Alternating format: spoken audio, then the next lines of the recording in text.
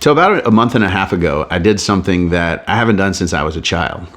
I asked somebody to be my friend. No, I did not send a request over Facebook. No, I didn't click a button.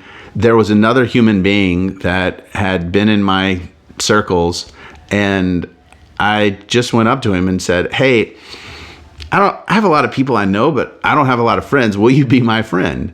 And he actually responded the same way. Like, that sounds awesome. And it just dawned on me that there are a lot of us who have great networks. We have people that we run into in our professional lives, it might even be church circles or other places, but it's just a loose association. It's casually kind of bumping into each other and talking about sports or the weather or, hey, what about that election? But not with a high degree of intentionality. Particularly for men, this is tougher. For me, it's tougher because it's weird to go up to somebody and say, "Hey, will you be my friend?"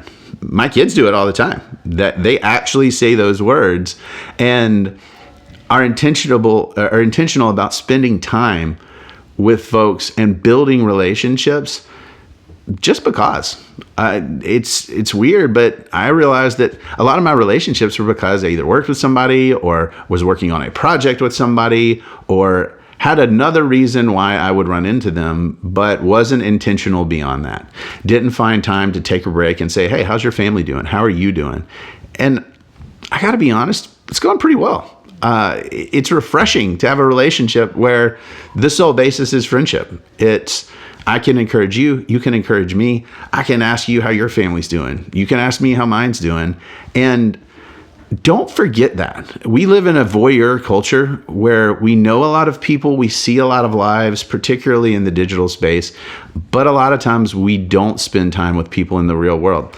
I understand with COVID, that's a lot tougher, but you can also be creative. There are ways to go outside, go hang out in the park. I mean, that's not a limiting factor where you cannot be around people at all.